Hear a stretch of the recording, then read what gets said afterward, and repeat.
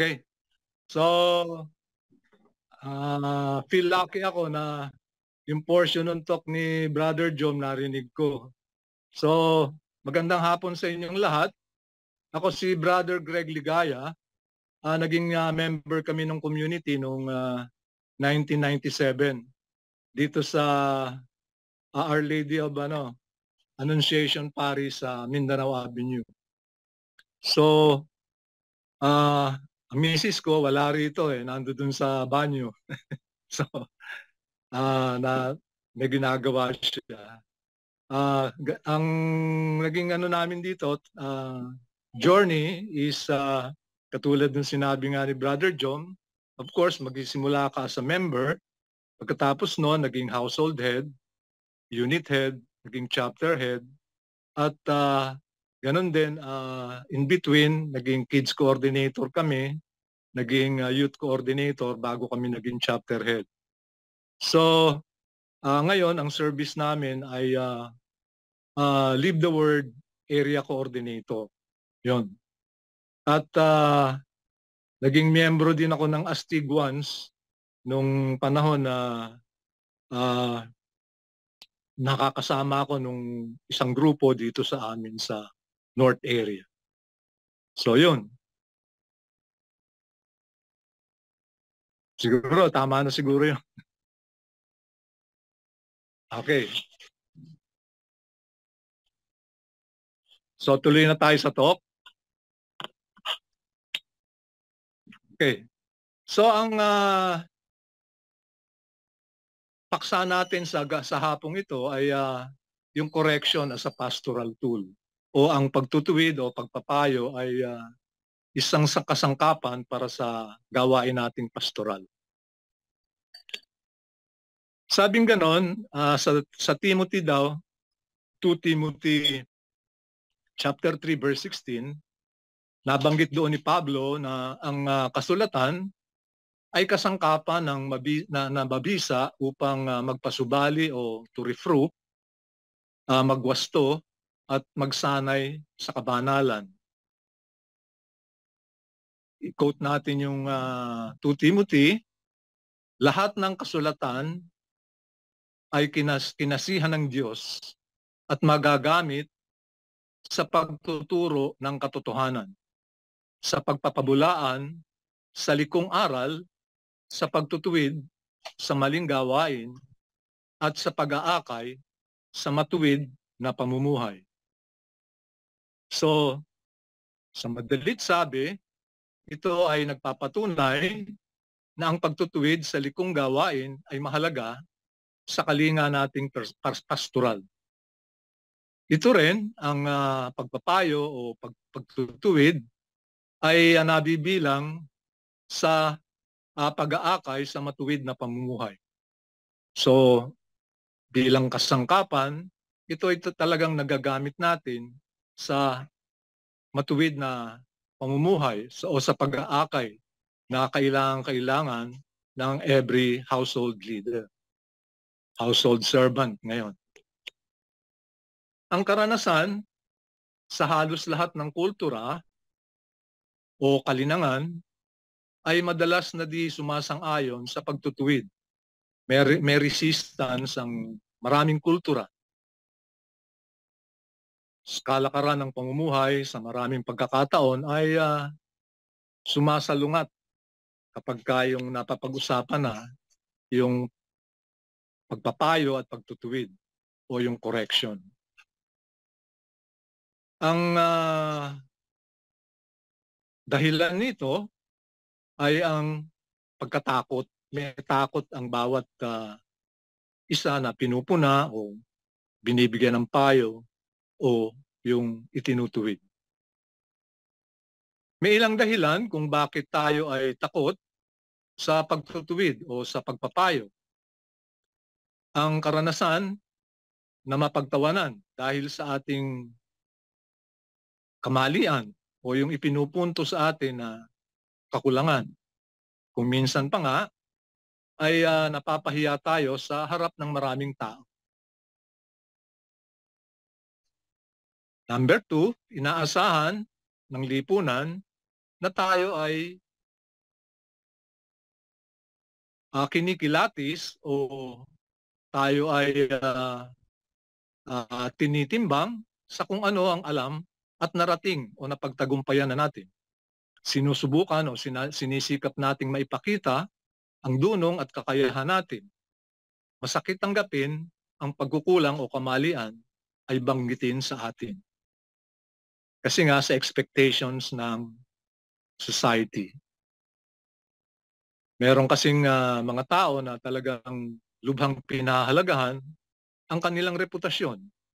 Kaya kapag sila ay napupuna o nabibigyan ng payo ay nagiging masakit para sa kanila. Ang pagtutuwid ay ibinilang sa binilang ng ibang tao bilang rejection o itinitiwalag sila sa grupo. Binibigyan sila ng maling impresyon. Ang inaasahan ng makamundong lipunan na magtiwala sa sarili at pagiging malaya ay nagiging daan upang magpigil tumanggap ng ibang pananaw o opinyon o kuro-kuro laban sa atin, lalo na ukol sa ating kahinaan at pagkakamali na binabanggit na sa atin. May mga pagkakataon kasi na lubha nating pinakikinggan lamang ay ang ating pinaniniwalaan.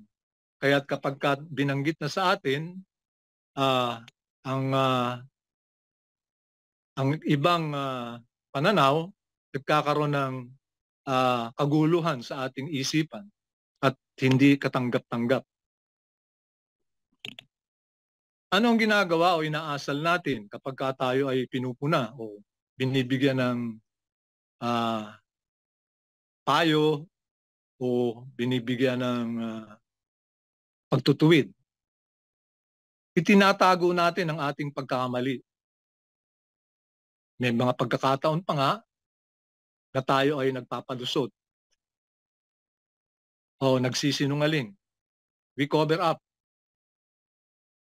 Ganun din, madalas tayo ay nakikipagtalo. Kaya pinagsisimulan nito kuminsan ng di pagkakaunawaan. So, paano ba natin dapat ituring ang isang pagtutuwid o ang correction? Una, unawain natin na ang correction o pagtutuwid ay dapat nating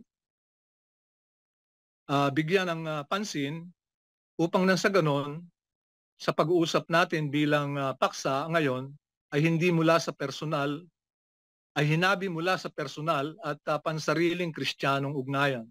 So yung pinag-uusapan natin ngayon sa hapong ito ay mula dun sa CPR, Christian Personal Relationship. O ito'y pansariling Kristiyanong ugnayan. Ito ay hinabi mula roon. So bakit natin kailangang isipin ito sa ganong konteksto? Upang nang sa ganon ay maging malinaw sa atin at kung ano yung dapat nating pagbatayan ng pag-uusap natin ngayon. Sa MFC, tayo ay pinagbuklod sa isang ugnayan o meron tayong committed relationship. Ang pagtutuwid o correction ay di tanda ng kawalang buhay at legalismo lamang. Bagkus, ito ay umuusbong o nakikita sa tuwina sa pakikisalamuha ng bawat kasapi bilang magkakapatid. So, kung titingnan natin, ang correction ay bahagi ng ating pagiging magkakapatid sa community. Dahil nga ito'y bahagi ng ating teaching sa Christian Personal Relationship Track. Sa kasulatan, isinaad na wala tayo o tayo ay mangmang kung tumatanggi tayo sa pagtutuwid mula sa Kawikaan, chapter 12, verse 1 and 15. Sabing ganon, ang taong may unawa ay tumatanggap ng payo. Ngunit ayaw mapaalalahanan ang matigas yaong ulo. Yun ang narinig ko kanina kay Brother Tunying. Matitigas ang ulo natin. Sa verse 15, ang akala ng mangmang ay siya lamang ang tama. Ngunit handang tumanggap ng payo ang taong may unawa. So, ang pinakapuso ng pagpapahalaga sa pagtutuwid o correction ay napapaloob sa kasulatan ay ang pagkasuklam sa kasalanan at ang lubos na pagkaunawa na ang tao ay maaaring magkamali. Sa Psalm 141 verse 5, pagkat may pag-ibig ang mabuting tao, pwedeng magparusa at pagwikaan ako. Ngunit ang masama ay di ko ibig ng aking ulo'y busan niya ng langis, pagkat ang dalangin at lagi kong hibik ay laban sa gawa niyang malulupit. So, sa pangyayaring ito, ang katanggap-tanggap para sa atin na tayo ay bigyan ng payo ng mga inaakala nating mas banal kaysa sa atin. Pero kapag kayong nakikita natin na may kahinaan pa, yung nagpapayo sa atin, ay parang hindi katanggap-tanggap para sa atin. Lalo't kung may nakikita tayo ng kahinaan pa rin dun sa tao na yon. Ang manunulat ng awit ay mulat na madalas din natin nakikita ang mga bagay-bagay sa ating buhay na nangangailangan ng pagbabago. Sa Salmo, chapter 19, verse 12 to 13, sabing ganon, walang taong pumupuna sa gawa niyang hindi angkop. Kaya ako ay iligtas sa lihim na gawang buktot. Ang lingkod mo ay iligtas sa hayag na kasalanan at huwag mo pong itulot na ako ay pagharian. Mamuhay akong ganap nang wala ng kapintasan. Ako'y lubos na lalaya sa kuko ng kasalanan. So ito yung dalangin natin upang malayo tayo sa anumang buktot na gawain o yung hindi karapat-dapat na gawain. Yung malayo sa pagpapakabanal. Pero hindi siya madali at dahil nga sinabi rin na ang tao ay sadyang nakagagawa ng pagkakamali. Yung fallibility ng tao. Sa pamamagitan ng tulong ng Diyos, dapat nating mapangibabawan ang di natin pagkakagusto sa pagtutuwid. Dapat ay ito ay bigyan natin ng pagkakataon na tanggapin ang pagtutuwid ng iba. Huwag umasa na ang pagtutuwid o payo ay isasagawa ng may pag-iingat. Minsan, may mga tao na kung pumuna ay talagang harsh ang pananalita o mabigat magsalita. Ang ating pagtugon sa pagtutuwid o payo sa ating ginawang mali ay nangangailangan ng pagsisisi, paghingi ng kapatawaran, paumanhin, at pagbabago. Ngunit ang correction sa di maayos na nagawa ay nangangailangan lamang ng pagnanais na maisagawa ng higit na maayos sa susunod na pagkakataon. So may level ang tawag dito, mga gawa na binibigyan natin ng correction. Dun sa mabibigat na naging gawain ay kailangan magkaroon ng pagbabago o tanggapin ng tao yung kanyang pagkakamali, i-point out siya at tanggapin ng tao at sikapin niya na hindi na ito gawin at magsisi siya at magbago. Pero doon sa mga minor na mga pagkakamali ay pangako na sige Brad, sa susunod tingnan ko kung ano yung magagawa ko o ganito na yung gagawin ko. Isang pangako na pwedeng ipahayag upang nang sa ganon ay hindi na maulit yung nagawang pagkakamali. Pangkaraniwan ito na nangyayari yung mga pagpuna kapag yung sa service, lalo na nung tayo ay nagiging team leader sa isang CLP or CLS, marami talagang puna na ginagawa doon sa naging takbo ng ating CLS o CLP. At doon, kumisan ay nagkakaroon ng heated discussion. At ganun din, doon din nagkakaroon din ng na sumisiklab yung passion. Sa household, nangyayari din ito na may mga pagkakataon na magkaiba yung punto o pananaw na binibigay ng ng mga kapatid. At dahil doon, nagkakaroon ng kanya-kanyang grupo o nagkakampihan. Siyempre, ang unang kakampi mo, yung asawa mo. At kapag ka nagsalita na yung babae, minsan lalong humahaba yung discussion. Kaya nga, sana sa mga ganong pagkakataon, ay hayaang yung mga lalaki lamang ang mag-usap-usap. Better siguro na gawin yung paghihiwalay ng lalaki at babae sa prayer meeting upang nang sa ganon ay hindi magkaroon ng palitan ng salita yung babae at yung kalalakihan.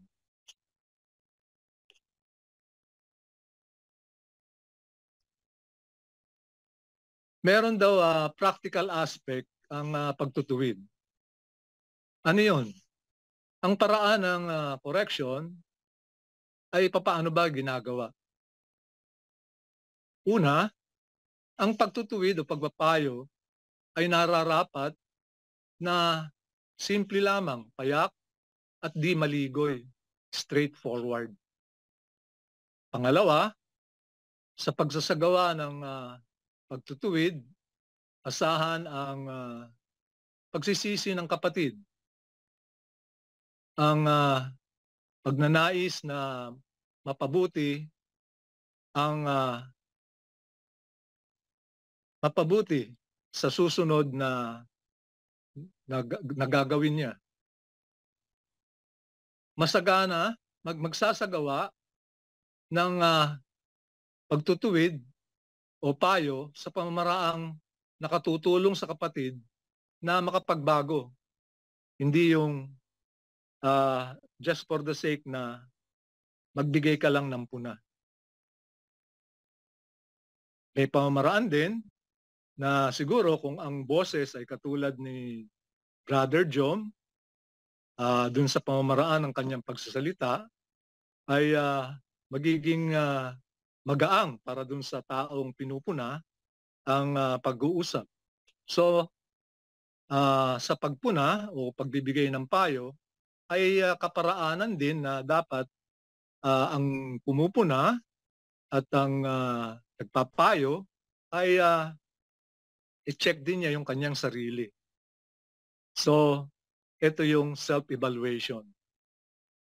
Kanina, doon sa misa sa online, dito sa Manila Cathedral, ewan ko kung merong nagmimisa sa inyo sa Manila Cathedral, sa araw na ito, ang nagmisa ay si Monsignor Rolando de la Cruz. At ang naging tema ng kanyang homilya ay self-evaluation. So narinig ko rin kanina kay Brother Jom na ang pagiging intercessor ay kailangan din na mayroong self-evaluation na nagaganap. Kailangan talagang sikapin natin na magpakabanal upang nang sa ganon ay maging karapat-dapat tayo sa pag-intercede. Ayon sa tanong ni Brother Tonying kanina.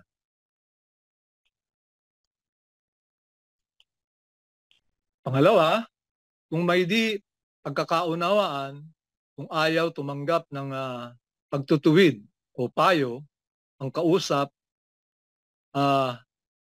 magkaisa na mag-anyaya ng nakatatanda sa karanasan o nakatatanda, matured Christian na mamagitan.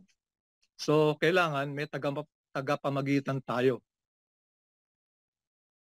Sa mga pagkakataon na di rin mapagpasyahan kahit na nakapag-usap na, wala pa rin katugunan sa naging usapin, ang isa sa magkabilang pangkat ay dapat magpairal ng pagpipigil, pagbibigay o pagtitiis, pagtitiyaga, pagtitimpi o yung tinatawag na forbearance. So, sa pangyayaring yon, malamang ang magpapairal nun yung household servant. Subalit kung ito ay mga bagay na malubhang kamalian, ang panuntunan sa Matthew chapter 8 verse 15 to 17 ang karapat-dapat na pagbatayan. At ayon sa verse 15, ang karapat-dapat kung magkasala sa iyo ang kapatid mo, puntahan mo siya at kausapin ng sarilinan. Kapag nakinig siya sa iyo, ang pagsasama ninyo ay mapapanauli. Mapapanauli mo sa dati at mapanunumbalik mo siya sa Ama. Ngunit kung hindi siya nakinig sa iyo, magtawag ka ng isa o dalawang tao upang ang lahat ng pinag-usapan ninyo ay mapatunayan ng 2 o 3 saksi. Kung hindi siya makinig sa kanila, sabihin mo ito sa iglesia, at kung hindi pa siya makinig sa iglesia, ituring mo siyang hintil o publikano. So, parang excommunication na ito. Parang ganon. Pangatlo, ang correction o ang pagtutuwid ay sa iba't ibang pagkakataon ay iba-iba rin ang nagiging batayang pastoral. Ibig sabihin, kung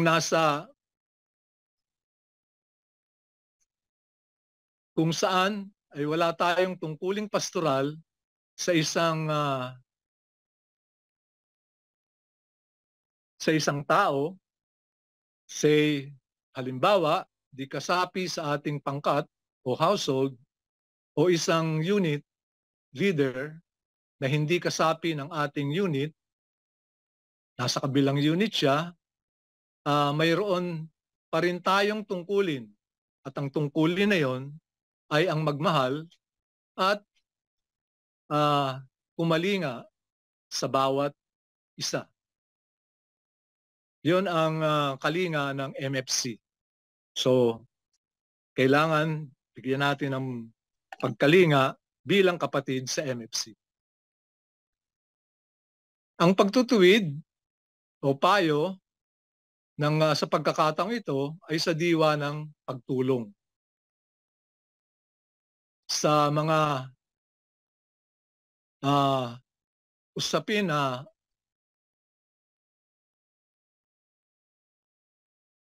sa ibang usapin, kailangan kausapin natin ang kanyang household leader o unit leader upang nang sa ganon ay maiparating natin kung ano man yung concern.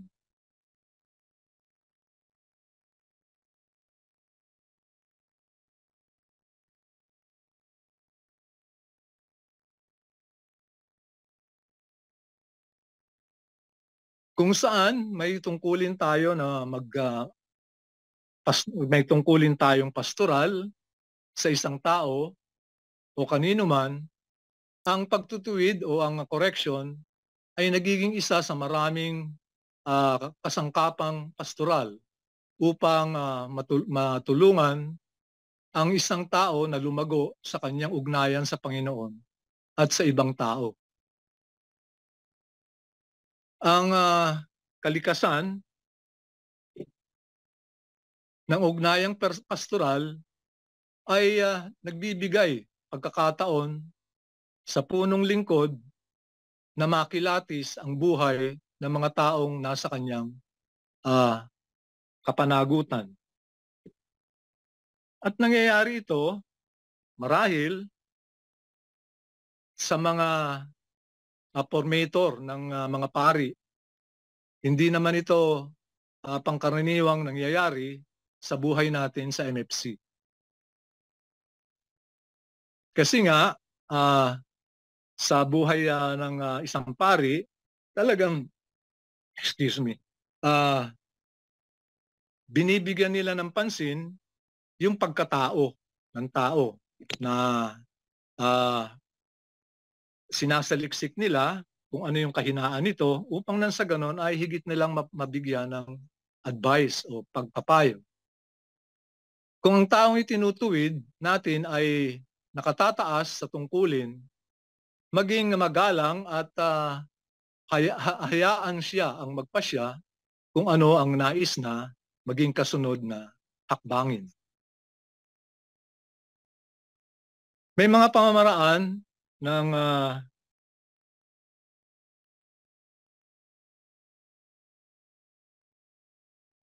meron tayong mga pamaraan upang nang sa ganon ay matutuhan natin ang correction o pagpapayo.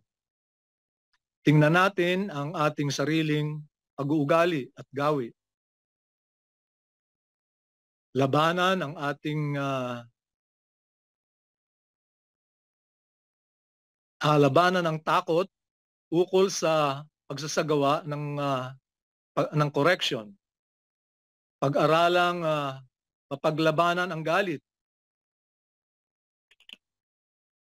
Maging bukas na matuto. At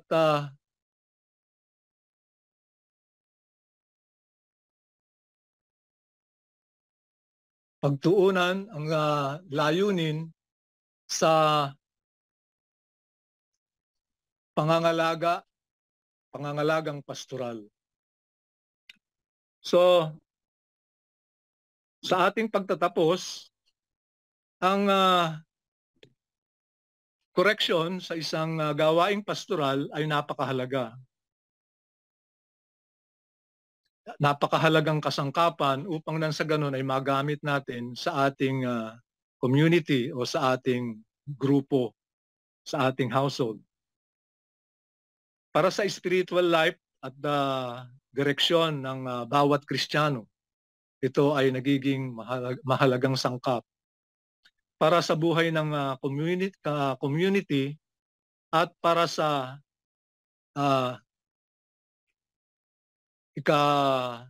ikabubuti ng misyon sa MFC. Correction is something done out of love for other person. We need to take it seriously as one very important aspect of loving our neighbor. So, bahagi pa rin ito ng pagmamahal natin sa ating kapwa. So, sa pangyayaring ito, doon nagtatapos ang ating talk. Pero before that, bago ako magtapos, siguro, nung isang araw, magkasama kami ni Brother Tom at sabi niya sa akin, naghahanap siya ng speaker para dito sa talk number 4 na ito, correction. Iniisip niya na marami na nakapagbigay ng tawag dito ng talk sa inyo ng panayam. Kaya nung naghahanap siya at wala siyang mapili, ay nagkusa na ako, baka gusto mo kako ako. Kaya ako naman ginawa ito dahil itong correction na ito ay naging karanasan ko rin. At maaaring naging karanasan ninyo noon. Ilang beses din ako napatawag na sa principal's office dahil may mga pagkakamali akong nagawa dito sa ating community. First time na mag-facilitate kami ay nagkaroon agad ako ng pakikipagtalo sa supervising unit head doon sa aming CLP noong araw. Siguro year 2000 yon. After 2 years or 3 years, 1999, I think. 2 years after na kami ay nakapasok ng tawag dito ng CFC, kami ay natap as facilitator. So, nagkaroon kami ng discussion ng servant ng unit servant o servant leader dahil nga ang usapin ay nanghihingi ako ng copy ng discussion guide para doon sa mga miyembro. At ang pagkakasabi sa akin, siguro nagkamali siya, ay wala. So, talagang medyo doon sa first talk pa lang, hirap ako sa aking sarili na kausapin yung participants. So, wala akong mapagbasihan.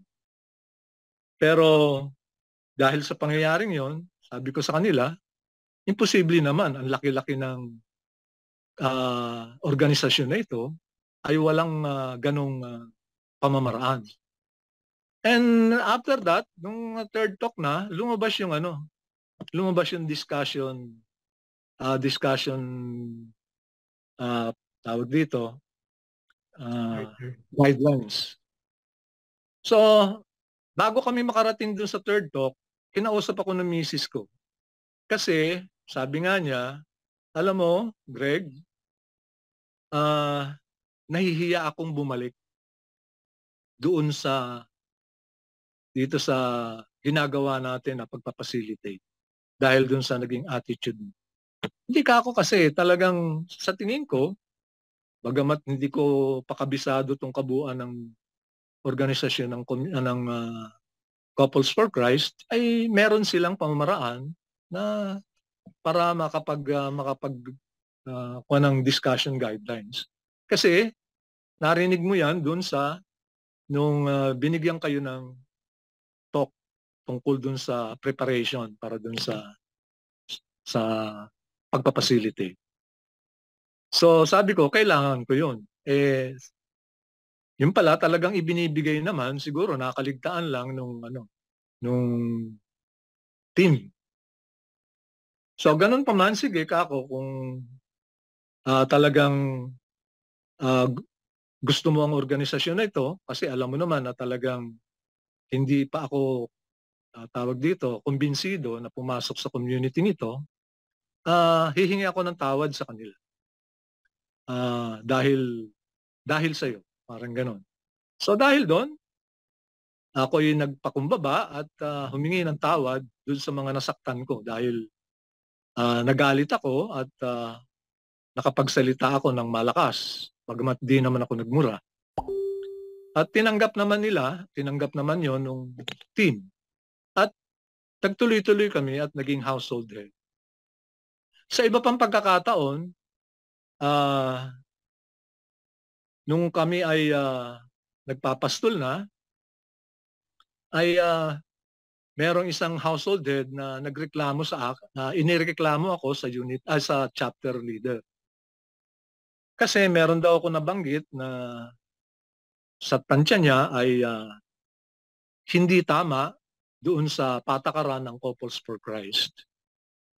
Kasi sabi ko noon na naghahanap kasi kami ng magiging servant sa isang CLP rin. Ako, ang ugali ko kasi, kapag ganon, inire-recommenda ko yung lower household ko. Gusto ko kasi na ma-practice sila o ma-engage sila sa ganung gawain. Maski nung household head kami, kapag ka naglabas ng syllabus, talagang sinisikap ko na mapag-aralan namin sa household yung buong syllabus. So, tinutulak ko rin sila na maging servants, maging assistant, tawag dito, team head, kung po pwede. So, sa pangyayaring yon ay nagrekomenda ako ng 3 pangalan, yung lower house, yung mga miyembro ko sa household, at ibinigay ko, isinabmit ko dun sa nung nagkakaroon kami ng discussion meeting for the CLP. Nung binibigay ko yung mga pangalan, sabi kong ganon, eto si brother ganito ay matanda pa sa akin sa community. Kaya lang, hanggang ngayon is still a household head. Doon sa pangalawa, kako ito, kabatch ko, 1997 din. Kaya lang magkaiba kami ng batch. Kami June, sila December. So, tapos merong isang bata sa amin na yung pangatlong pangalan na nag-graduate nung 2000, year 2000. Mga ano na yan eh. So, sa madalit sabi, nung maisulat nila yung pangalan ng dalawang na-submit, na-forward ko, hindi na nila binigyan ng pansin yung pangatlo. Kinonfronta ako nung pangatlo, after siguro a week na na-publish yung pangalan ng dalawa. Sabi ng gano'n, Brother Greg, bakit kaya ako hindi nasama doon sa pagiging servants? Hindi ba po pwedeng 3 naman ang servant sa CLP? Oo naman, kako. Bakit kaya? Sabi niya gano'n. Siguro, kakong gano'n, kasi nung inilatag ko yung mga pangalan ninyo, sinabi ko yung mga batches ninyo. Siguro, kinuha nila yung dalawa dahil mas senior siya sa iyo. So yung pagkakasabi ko na yon, kinwestiyon niya yon. Hindi niya ako kinwestiyon nung nag-uusap kami. Pinarating niya yon dun sa chapter leader, chapter head. Sabing ganun sa akin ni Brother Greg, ay may seniority daw sa ganitong gawain sa CFC. At tinawagan ako sa telepono nung chapter head. Sabi ko, nasabi ko talaga yun, kakong ganun, kasi wala akong makitang dahilan kung paanong kinuha niyo yung pangalan ng dalawa, 3 yung inilatag ko sa inyo, bakit niyo pinili yung dalawa? Wala akong makitang dahilan. Hindi ko naman pwedeng sabihin mas banal yung dalawa kaysa dun sa pangatlo. So, yun ang naging discussion namin. Pero hindi natapos doon, kinonfronta talaga ako nung sa loob ng household. Nag-request siya ng household meeting sa bahay nila at nagpapaalam yung tao na yon. Yung tawag dito, household head na yon. So, ganun nga ang nangyari na karoon kami ng konfrontasyon at kakampi niya yung dalawa doon sa household head. So, mag-isa ako na nagpapaliwanag. At kaya nga sinabi ko rin kanina na hindi dapat nakikialam ang babae dahil nasasaktan yung misis ko, nakikisabat siya. Sabi ko, teka muna huwag kang makialam. Pabayaan mo kami. So, yun. At gano'n naman ang nangyari na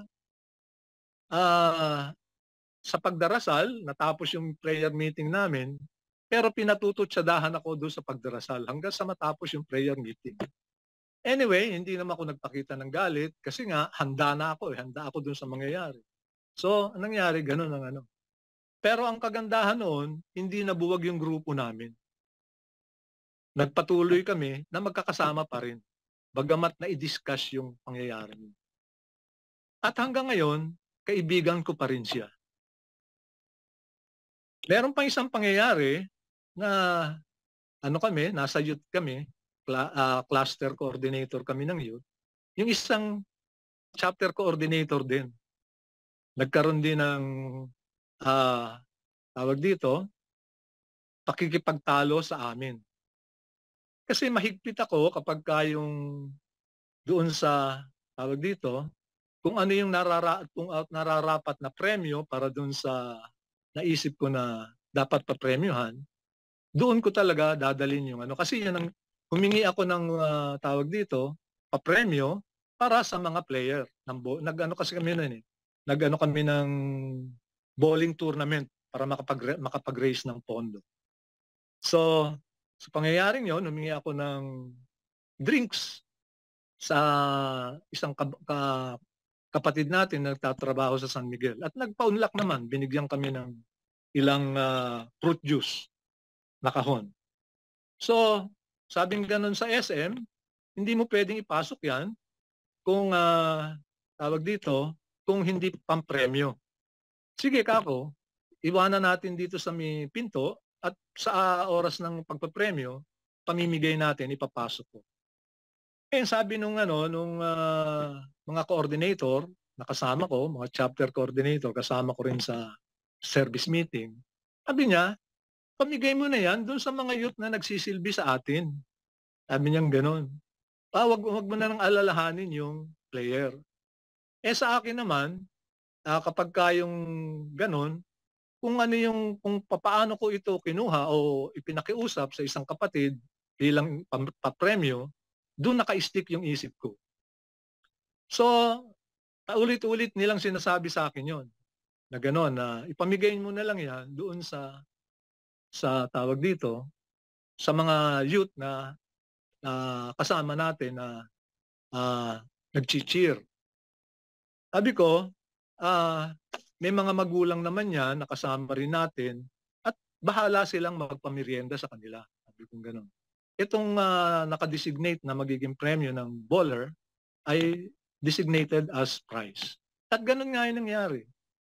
Pero may isang babae na asawa ng isang coordinator na chapter coordinator, lumapit sa misis ko. Nagkaroon sila ng di pagkakaintindihan. So sa pangyayaring yun, nasaktan yung misis ko, lumapit siya dun sa upper household namin. Kami yung cluster, so sa district coordinator ng youth. Alam ko yung lalaki ay masyadong tawag dito, concern sa kanilang reputasyon. So sa pangyayaring yon, nilapitan ako ng lalaki, ng kapatid natin. Sabi niya, yung asawa mo o si sister ay nagsusumbong doon sa mas nakakataas sa atin. Sabi ko sa kanya, Brad, pabayaan mong huminga, siya pataas. Hindi siya dapat huminga pababa. Ibig kong sabihin, hayaan mo siya i-console nung nakatataas sa kanya. Hindi siya dapat na tawag dito, huminga o maglabas ng sama ng loob doon sa mas nakakababa sa kanya. Doon natapos yung usapan namin. Pero after that, ipinatawag ako nung cluster servant namin nun. So, sa pangyayaring yon, dumating kami sa bahay ng cluster servant, ando doon na silang mag-asawa. Meaning, ay nasabi na nila kung ano yung side nila. So, nung umupo kami, sabi ng gano'n ng cluster servant, may reklamo na kaya tayo nandito, straightforward. na ganun nga, ay alam na naman namin na meron nga talaga nangyari. Pero ang hindi alam ng cluster servant, most probably, ay yung side namin. So sa pangyayaring yun, ano ba yung masasabi mo? Sabi sa akin ganun.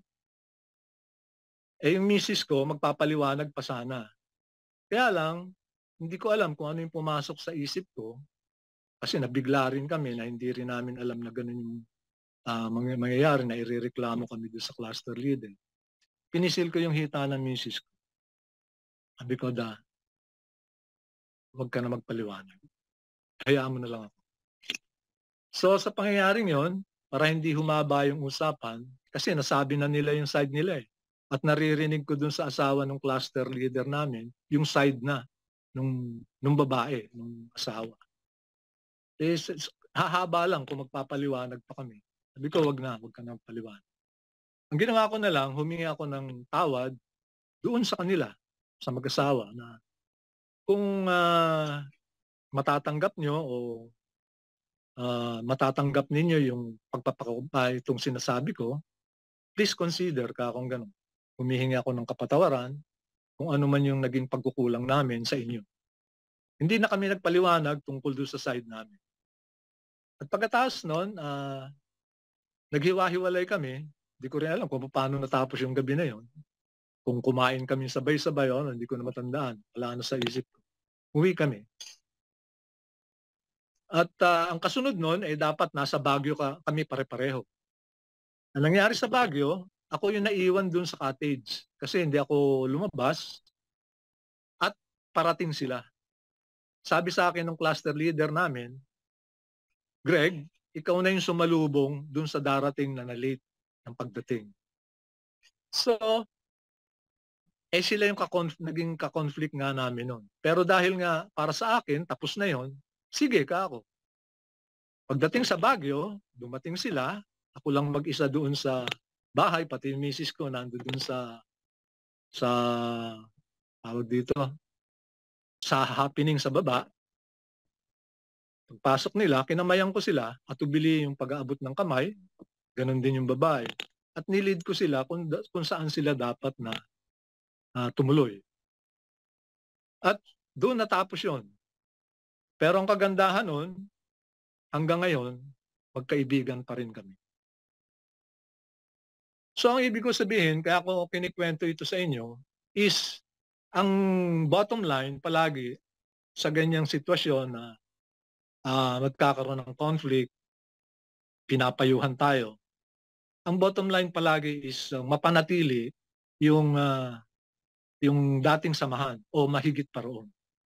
So hindi ko alam, wala sa hinagap ko, wala sa isip ko noon na yung gesture na gano'n, pagpapakumbaba, pagtanggap ng tawag dito, ng kamalian, kasi in every conflict, dalawa naman yan, palaging dalawa, ay magre-resulta ng gano'n.